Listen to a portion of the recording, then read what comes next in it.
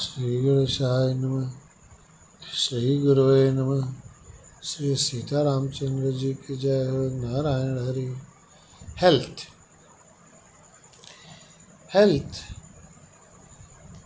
has 5 components: physical health, mental health, emotional health, social health, and spiritual health.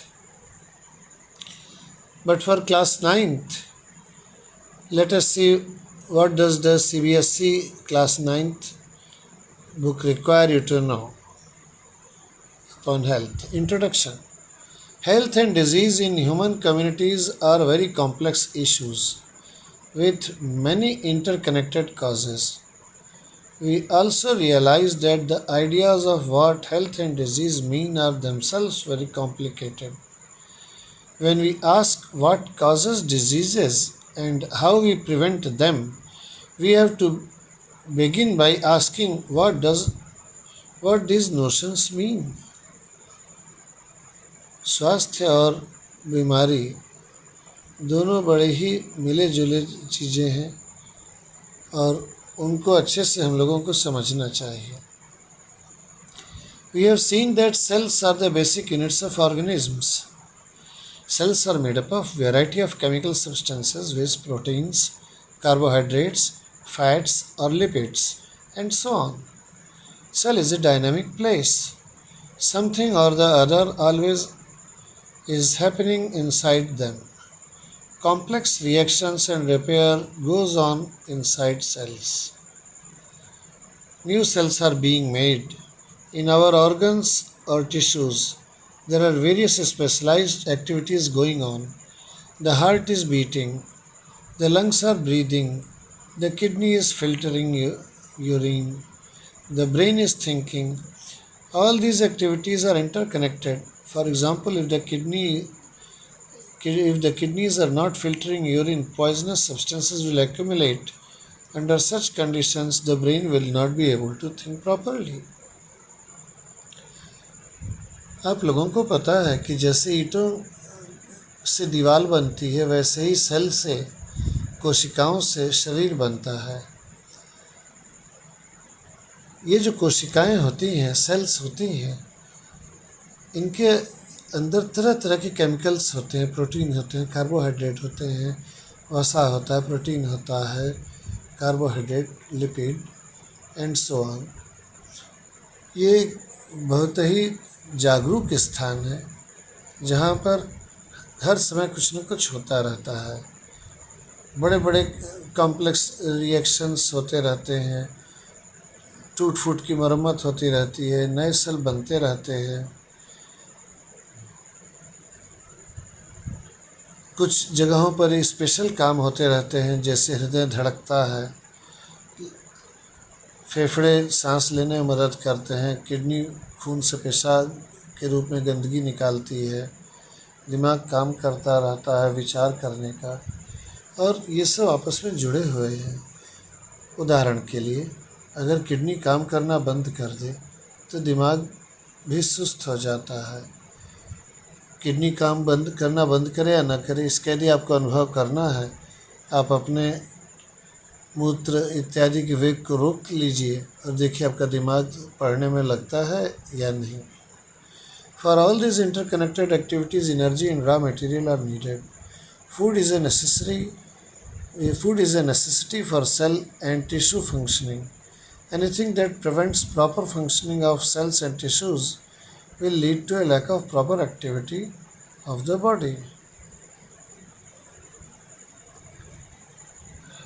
इन सब कामों के लिए भोजन की ज़रूरत पड़ती है, और अगर भोजन सेल्स में नहीं पहुंचेगा ठीक से, तो फिर ज़रूर इनकी सुचारू रूप से कार्य करने में बाधा आएगी. Health is a state of complete physical, mental and social well-being. Health वह स्थिति है जिसमें हम शारीरिक रूप से, मानसिक रूप से एवं सामाजिक रूप से सही तरीके से रहते हैं, स्वस्थ हैं शरीर से, कुशाग्र हैं दिमाग से, परंतु यदि हम समाज के विरुद्ध कार्य कर रहे हैं, तांडव मचा रहे हैं, तो हम हेल्दी नहीं कहे जाएंगे, हम पागल कहे जाएंगे। इसीलिए सोशल वेलबीइंग की भी बात कही गई है कि आप जिस समाज में रहते हैं उस समाज में के लायक भी हैं कि नहीं। अगर हैं तभी आप हेल्दी हैं। Basic conditions for good health. अच्छे स्वास्थ्य के लिए कुछ सामान्य आवश्यकताएं होती हैं, आइए उनको देखते हैं। Awareness about health and healthy living and willingness to become and remain healthy.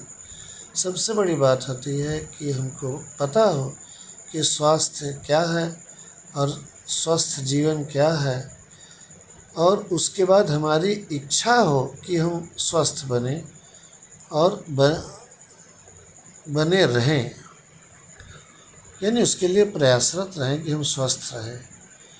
ये नहीं कि केवल आज पढ़ा और आज सलाद और सब बढ़िया बढ़िया चीज़ खा लिए और कल से फिर छोड़ दिए healthy diet.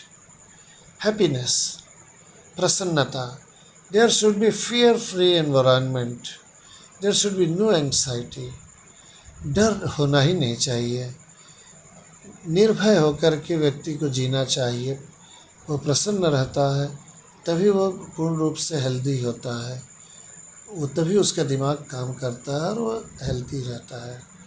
Although this has nothing to do with economic status, the poorest persons of the society may be much more happy and tension-free than the richest lot, but it is not understood by all, and the society thinks that money matters. Hence the next point. हालांकि ये सत्य नहीं है कि धनी लोग ही healthy होते हैं, क्योंकि बहुत सारे गरीब से गरीब विपन्न लोग भी इतने प्रसन्न रहते हैं कि वो स्वस्थ रहते हैं, वो संतुष्ट रहते हैं। जब आवे संतोष धन सब धन धोरी समान। इस दोहा के अनुपालन करते हुए वो संतुष्ट रहते हैं और स्वस्थ और प्रसन्न रहते हैं। परंतु लोग ऐसा नहीं समझ पाते हैं इस बात को, और इसीलिए बेसिक कंडीशंस का तीसरा पॉइंट माना गया है good standard of living and economic status. ये कहता है कि आपको स्वस्थ रहने के लिए आपका स्टैंडर्ड लिविंग अच्छा होना चाहिए और इकोनॉमिक स्टेटस धन दौलत से आप संपन्न होने चाहिए। अगला पॉइंट है proper balanced and nutritious diet. आप जो भी खाएं पौष्टिक खाएं और संतुलित आहार लें। अगला पॉइंट है पर्सनल हाइजीन। पर्सनल हाइजीन का यह अर्थ होता है कि हम छुआछूत इत्यादि का बर्ताव करें। छुआछूत जाति और धर्मगत नहीं। छुआछूत का यह अर्थ है जैसे आज हम लोग कोविड के चलते हुए लोगों से सट के बैठने पर परहेज कर रहे हैं, लोगों की चीज़ को इस्तेमाल करने में से डर रहे हैं, उसी तरह से हमेशा रहना चाहिए। ऐसा नहीं कि आप किसी की भी गंजी पहन लें, किसी की भी शर्ट पहन लें, किसी के भी गमछा या टॉवल तौलिया से आप शरीर पोंछ लें। अपना रुमाल, अपना गमछा, अपना गंजी, हर चीज़ अलग होना चाहिए। क्लीन एनवायरनमेंट एंड सराउंडिंग्स, ये अगला पॉइंट है। क्लीन एनवायरनमेंट एंड सराउंडिंग्स, शुद्ध वातावरण हो और हमारा आसपास भी साफ सुथरा हो। क्लीन वाटर, स्वच्छ पीने का जल उपलब्ध हो। फ्रेश एयर, शुद्ध ताज़ी हवा हो। शुद्ध ताज़ी हवा जंगलों में या दूर दराज के इलाकों में, पहाड़ी क्षेत्रों में भले ही हर समय उपलब्ध रहे, परंतु महानगरों इत्यादि में इतने वाहन चलते हैं कि प्रदूषण से शुद्ध हवा मिलना मुश्किल हो जाता है। इसीलिए संतों और ऋषियों ने जो कहा था कि ब्राह्म मुहूर्त यानी सूर्योदय से लगभग 2 घंटे पहले उठ जाइए और अपने नित्य कर्म को करके व्यायाम इत्यादि कर लीजिए, वो बहुत ही अच्छी सीख थी। और शुद्ध हवा फेफड़ों में भर करके दिन भर ताजगी का एहसास किया जा सकता है। और इस आदत को भले ही आप कितने भी पवित्र स्थान में रह रहे हों अपनावें। ब्राह्म मुहूर्त में उठें और उस समय शारीरिक श्रम, व्यायाम इत्यादि करके सांस को खूब चलने दें, फूलने दें और सांस को शरीर में शुद्ध वायु को सोख लीजिए। प्राणायाम करना भी बहुत अच्छी चीज़ होती है। अगला पॉइंट उसी से संबंधित है, रेगुलर एक्सरसाइज। आपको हमेशा व्यायाम करके अपने बॉडी को फिट रखना चाहिए और निश्चित है कि यह व्यायाम करना ब्राह्म मुहूर्त में ज़्यादा लाभकारी होगा। And the last and not the least is the proper rest. अगर आप ये सब करते रहे और आराम नहीं किए तो फिर थक जाएंगे और बीमार हो जाएंगे, दिमाग काम नहीं करेगा आपका ठीक से। इसलिए अच्छे स्वास्थ्य के लिए प्रॉपर रेस्ट भी ज़रूरी है। 4 बजे भोर में उठने के लिए रात में 8 बजे सोना शुरू कीजिए। जब अपने आप 4 बजे उठने लगेंगे तो आप 9, 10, 11 बजे भी सोएंगे तो भी आप उठ जाएंगे। परंतु शुरू में आदत डालने के लिए आपको नींद न भी आवे तो भी आप बिस्तर में चले जाएं 8 बजे तक खा पी करके। परंतु बिस्तर में जा कर के प्रयास करें कि आप हर चीज़ों से मुक्त हो जाएं। ऐसा ना हो कि आप लेटे लेटे टीवी देख रहे हैं या मोबाइल से चैट कर रहे हैं, ये रेस्ट नहीं होता और दिमाग को खर्च करता रहता है। आपकी किताबों में लिखी हुई इन बातों के अलावा 2 और बातों को मैं कहना चाहूँगा। In addition to all that mentioned above, one should also keep on suggesting oneself that he is healthy and worthy for society or at least for his family. If one starts thinking that he is useless, he becomes useless. So always keep thinking, how can you do any value addition to the society? आप अपने आप को ये महसूस कराते रहें कि आप एक काम के व्यक्ति हैं। आप घर के लिए काम के व्यक्ति हैं, परिवार के लिए काम के व्यक्ति हैं, अपने समाज के लिए काम के व्यक्ति हैं और इसके लिए कुछ न कुछ सोचिए कि आप क्या करें कि आप समाज में काम के व्यक्ति रहें। अधिकतर इंसान बुढ़ापे में जल्दी मर जाता है के लिए सोच करके कि वह बेकार हो चुका है। यदि हर कोई अपने आप को काम का व्यक्ति समझेगा तो उसका दिमाग तरोताज़ा रहेगा और वह भले ही शारीरिक श्रम न कर सके, राय दे सकता है, मन से अच्छी बातें सोच सकता है, अच्छी विचारधाराओं का प्रवाह बना सकता है, बहुत कुछ हो सकते हैं जिससे कि वह आदमी अपने आप को काम का समझ सकता है। ऐसा करना चाहिए, अपने बूढ़े बुजुर्गों को सिखाना चाहिए। और दूसरा point, one should not think ill of others, learn to become happy if your neighbour achieve something, go and congratulate him, don't fill your heart with jealousy.